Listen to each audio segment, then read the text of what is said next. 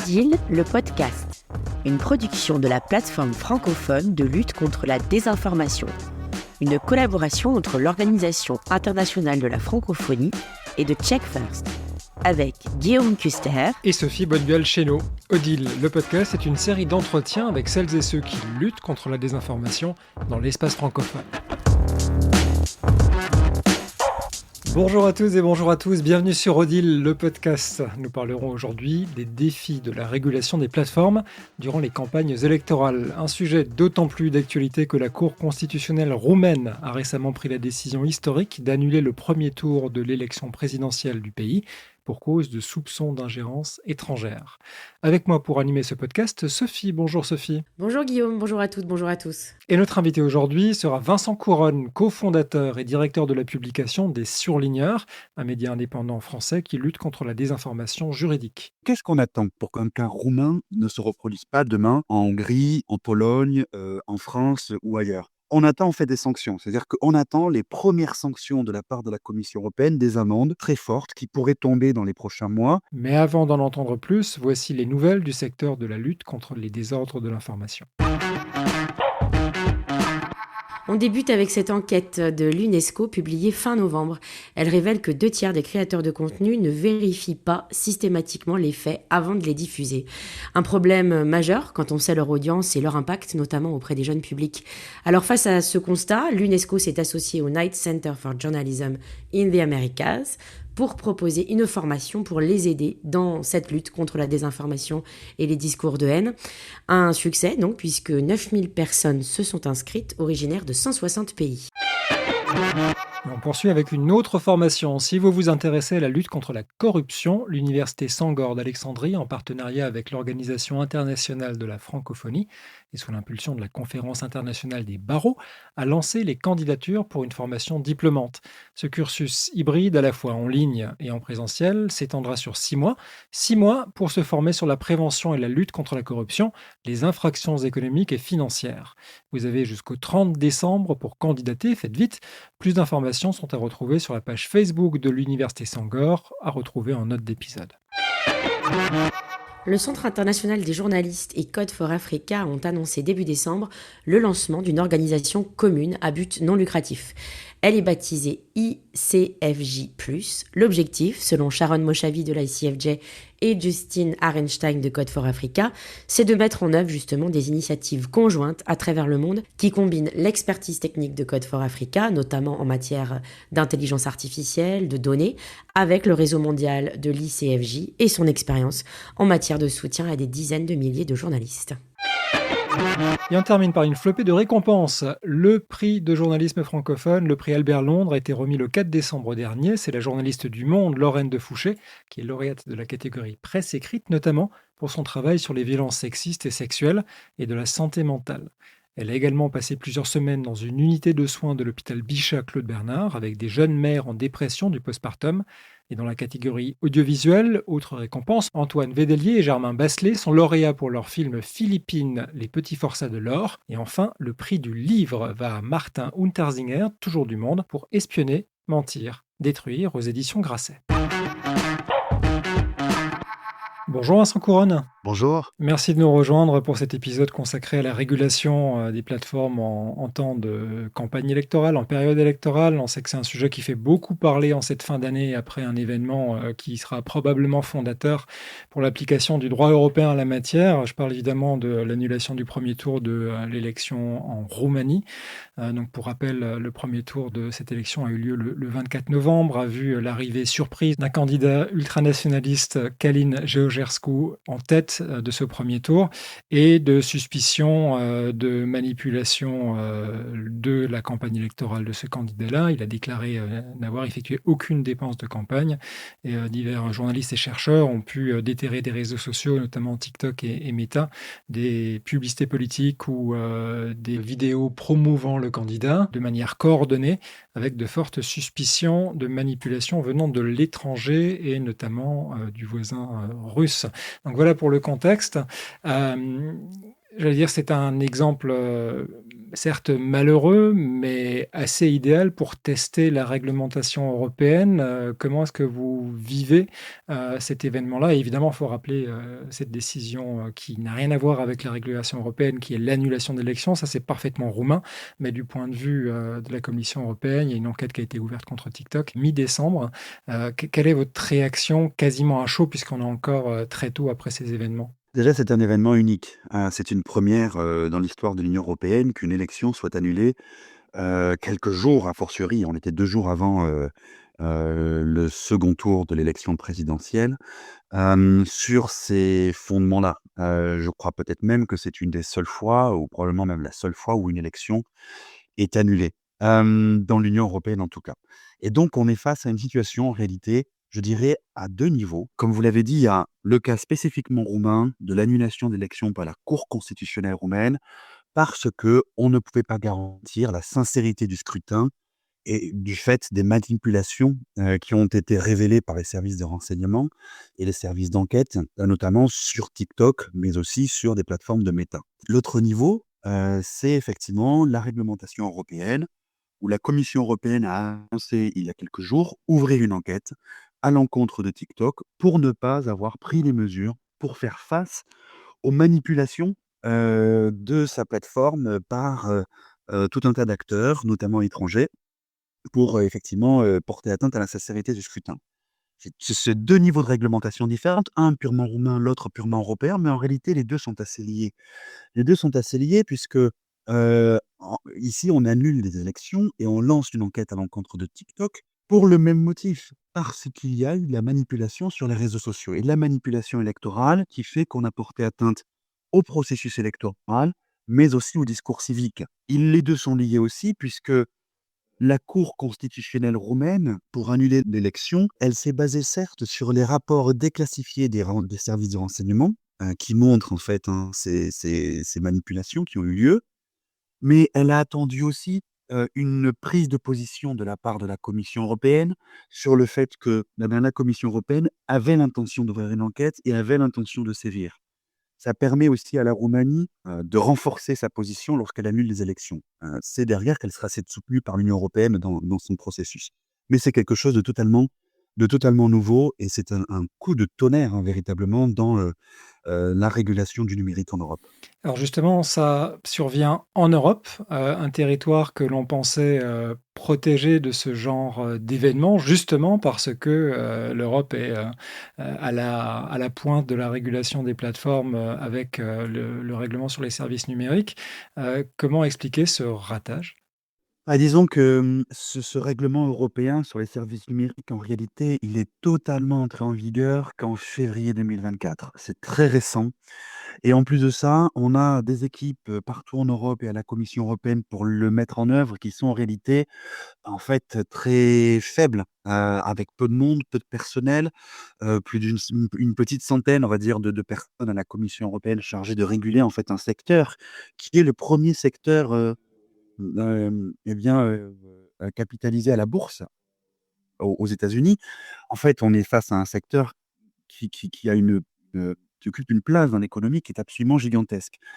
Et face à ça, une petite centaine de personnes à la Commission européenne pour réguler, pour enquêter, pour, contrôler et quelques dizaines de personnes dans les différentes, autorités de régulation nationales, des 27 États membres de l'Union européenne. En réalité, c'est pas grand-chose.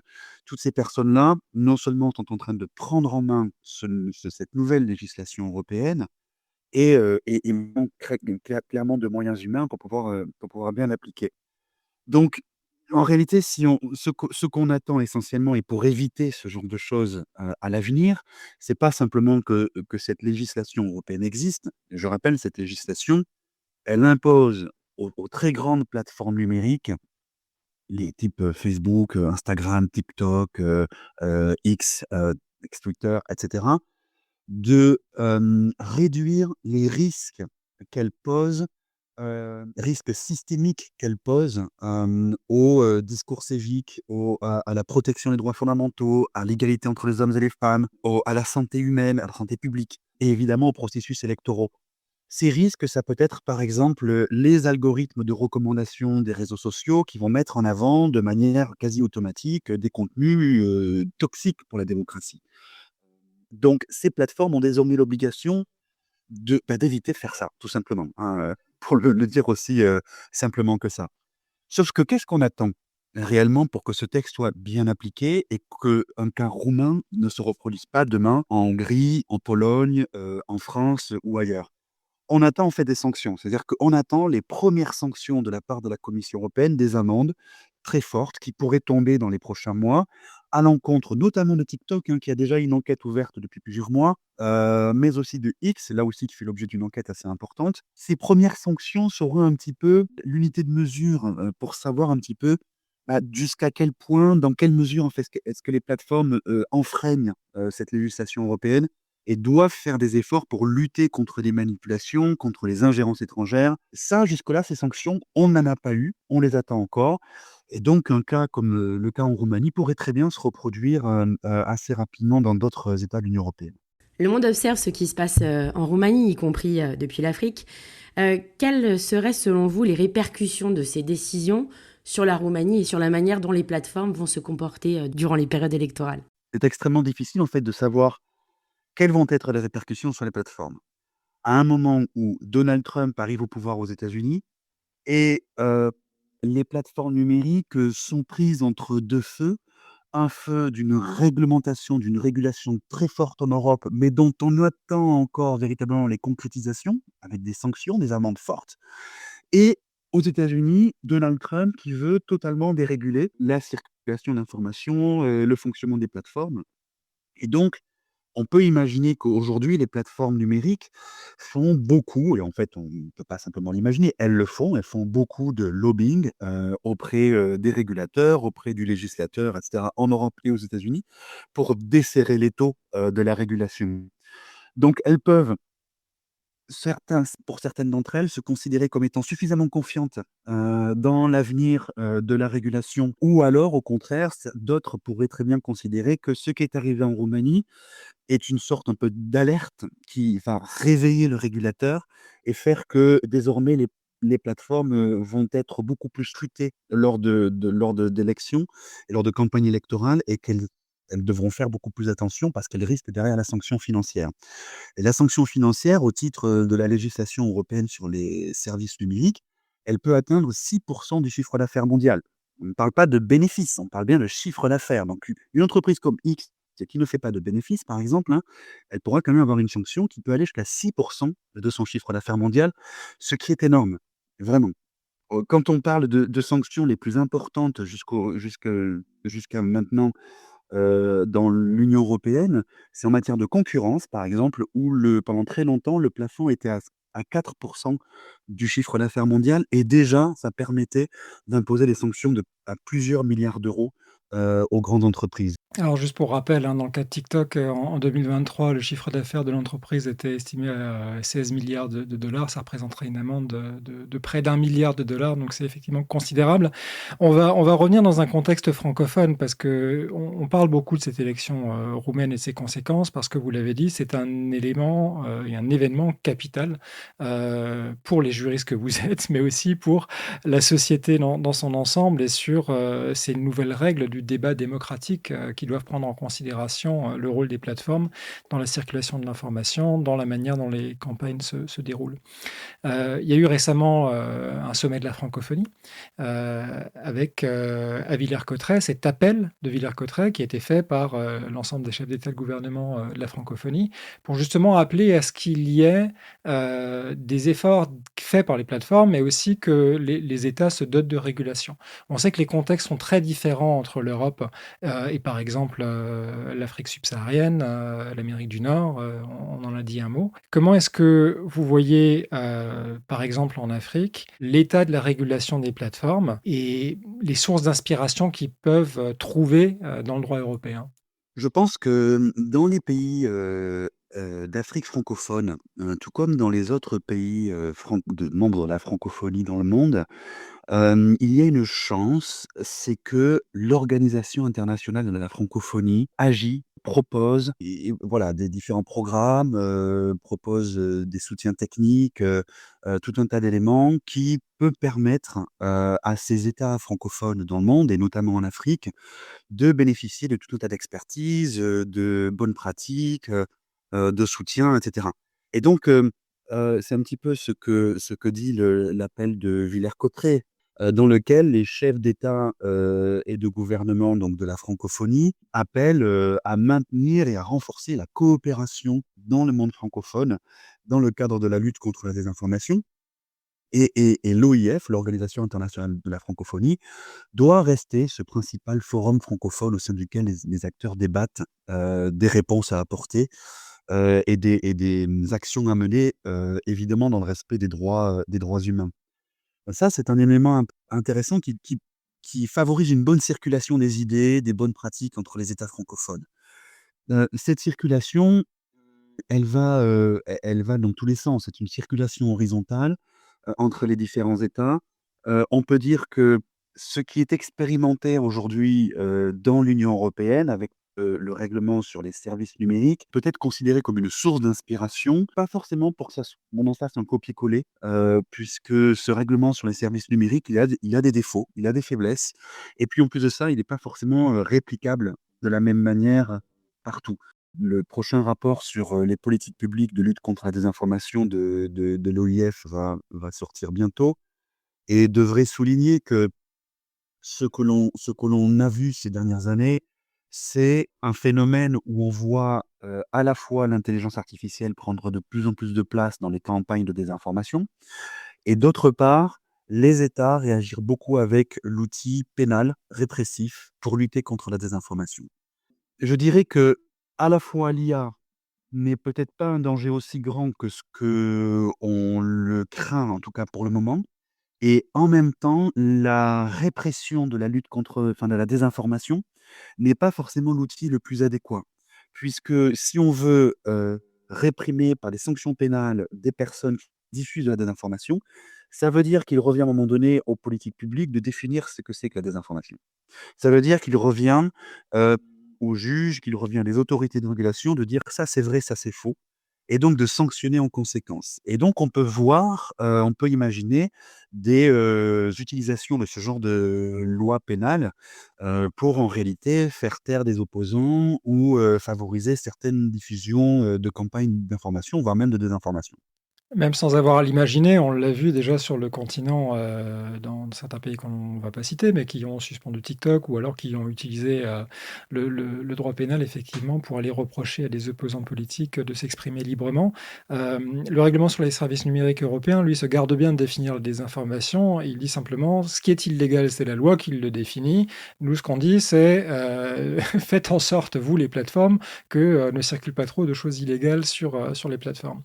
Heu Aujourd'hui, on a un problème d'adaptation peut-être aussi du droit. C'est qu'on a mis beaucoup de temps en Europe pour arriver à ce nou et d'ailleurs on a accouché dans la douleur du règlement sur les services numériques. Si je dis pas de bêtises, en Afrique, le cadre juridique, ce que vous aviez commencé à développer, n'existe pas encore. Est-ce qu'il y a un effort à faire, par exemple au niveau de la CEDEAO, enfin au niveau transnational, d'arriver à un accord sur ce que doit être la régulation des plateformes? Il est probablement assez illusoire d'imaginer une réglementation transnationale, sur un sujet comme celui-là. Hem Et puis, il est aussi compliqué malheureusement d'imaginer des législations au niveau national qui soient facilement applicables. Le problème est terriblement complexe, ne serait-ce que par la puissance économique, et politique de ces plateformes numériques. Il faut bien imaginer que rien qu'en Europe, avec ce règlement sur les services numériques, il a fallu centraliser la compétence de la sanction à la Commission européenne, parce que toutes les autorités de régulation nationales disaient, y compris la française, l'allemande, l'irlandaise, là où sont les sièges des principales plateformes, disaient toutes: «On n'a pas les épaules. On n'a pas les épaules pour faire face à Meta, pour faire face à TikTok, faire face à Google» et cetera. Et donc on peut imaginer qu'une autorité de régulation dans un pays africain qui, n'a pas forcément toujours, toutes les compétences qui lui sont confiées par la loi pour, réguler, pour sanctionner et cetera, qui peut avoir du mal aussi à recruter du personnel, tout comme les autorités de régulation aussi en Europe ont du mal pour recruter du personnel compétent et cetera. Eh bien, ne peuvent ne pas faire le poids non plus face à ces géants du numérique et c'est pas pour rien qu'on les appelle des géants. Donc en réalité, ce qu'il ne faut pas faire déjà, c'est il ne faut pas, définir la désinformation dans la loi et donner aux autorités de régulation le pouvoir de dire ce qu'est ou pas la désinformation. Ça, il ne faut pas le faire parce que c'est le risque, d'une dérive de censure. La désinformation, c'est légal. Ça ne doit pas devenir illégal, la désinformation. Sinon, il y a vraiment un risque de censure. La chose qui pourrait être faite en revanche, c'est d'arriver à faire en sorte que les autorités de régulation nationales soient bien identifiées dans l'application de la régulation et qu'elles s'appuient sur des principes forts, communément admis, pas simplement dans le pays, mais internationalement. Je pense par exemple, à ce que les Nations unies, sur la base du travail de l'UNESCO, ont mis en place pour, mettre en place des standards de régulation du numérique, à ce que préconise également l'Organisation internationale de la francophonie et qui sont des éléments qui font consensus dans la communauté internationale et qui sont beaucoup plus faciles à appliquer, par des autorités de régulation nationales qui peuvent avoir plein de faiblesses. Ou voilà, et je ne vise pas que les autorités de régulation, africaines, hein, mais aussi en Europe évidemment. Pour revenir aux élections, est-ce que selon vous, on doit prendre en compte ce contexte local, national dont vous parliez à l'instant, pour encadrer le rôle des plateformes durant les campagnes? C'est absolument nécessaire. Il est impossible de réguler une plateforme quand on parle des informations sans avoir une connaissance, parfaite du contexte local. Nous, on le voit en tant que fact-checker, en tant que vérificateur des faits, impliqué dans un réseau européen de vérification des faits avec l'EFCSN, le European Fact Checking Standards Network en bon français, où on voit très bien que à chaque fois qu'un média veut vérifier des faits, de manière, structurée, de manière, récurrente, dans un autre État que celui dans lequel il est implanté, ça fonctionne pas. Ça fonctionne pas parce qu'il faut des journalistes locaux, sur place, qui enquêtent, qui connaissent le contexte, qui connaissent le terrain, qui connaissent en fait aussi le la société, comment fonctionne l'opinion, quels sont les courants de pensée qui traversent l'opinion, comment fonctionnent les institutions et leur résilience. Il n'y a que comme ça véritablement qu'on peut faire en fait un travail d'investigation. Sinon, en fait, on tombe à côté. Et on fait des contresens, des faux sens, on les appelle comme on veut, mais simplement on se trompe très régulièrement.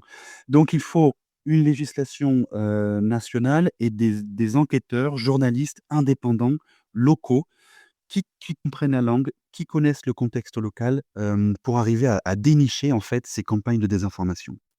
Ouais, donc on vous entend bien, pas de loi transnationale, ça paraît très compliqué, voire impossible. En revanche, des principes directeurs, des idées communes à ensuite adapter nationalement, ça c'est quelque chose qui semble beaucoup plus, envisageable.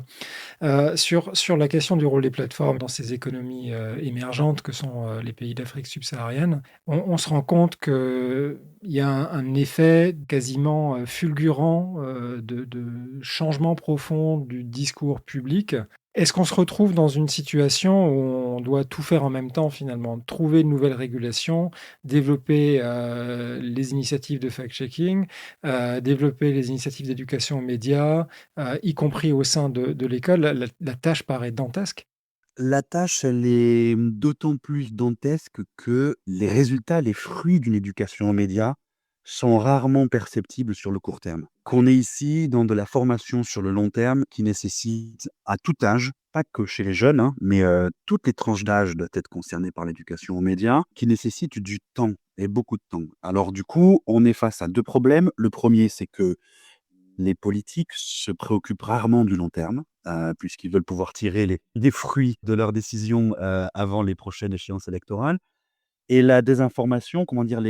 Les campagnes de désinformation, elles, au contraire, se font sur le long terme. On a vu par exemple, en Géorgie, en Moldavie notamment, certains États, hein, notamment la Russie, travailler le terrain depuis des années, parfois depuis 10 ans, 15 ans, sur des narratifs, sur des récits très précis et qui, à un moment donné sur une élection, vont porter leurs fruits.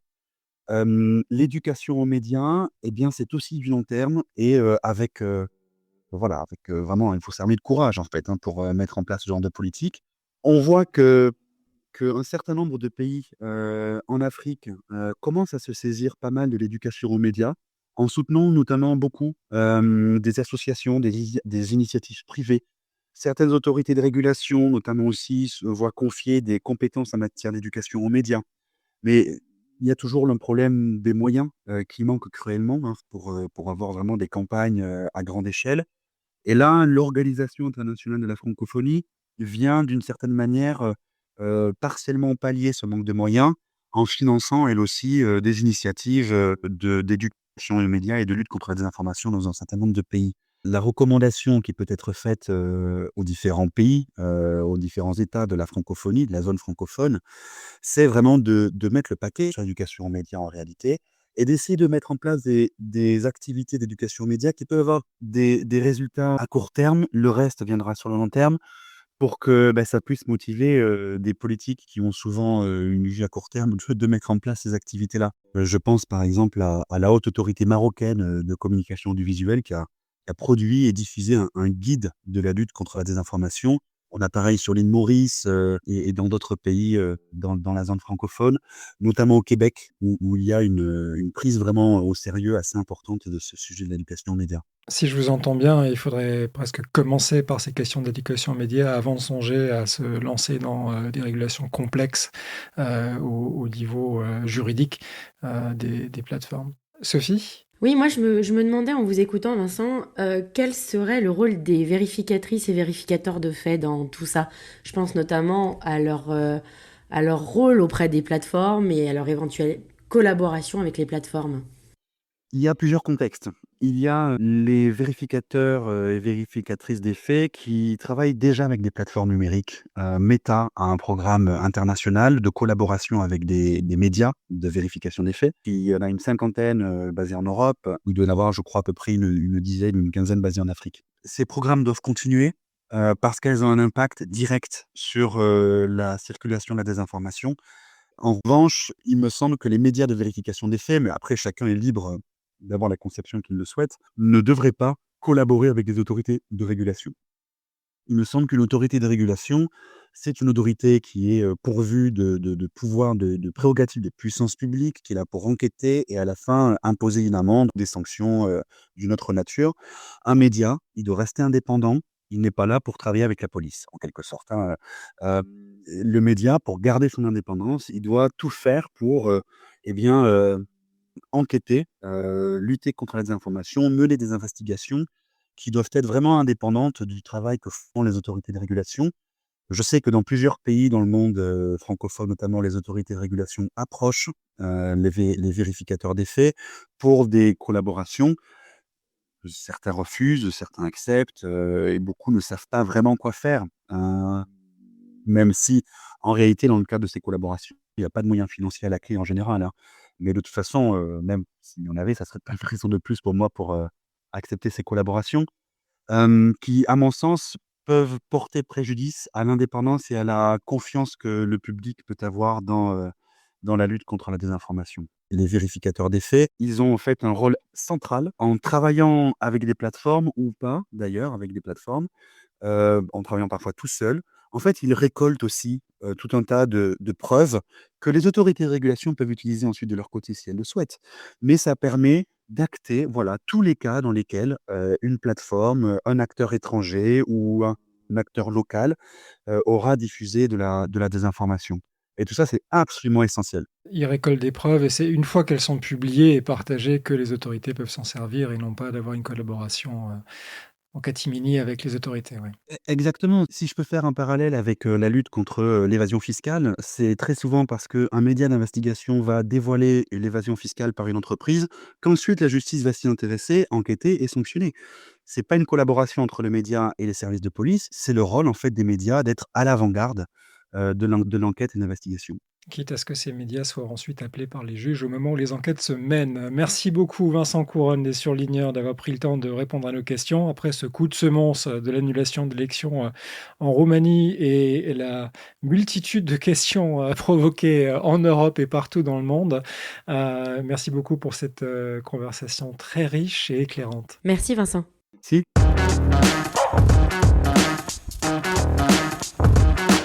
Merci de nous avoir suivis.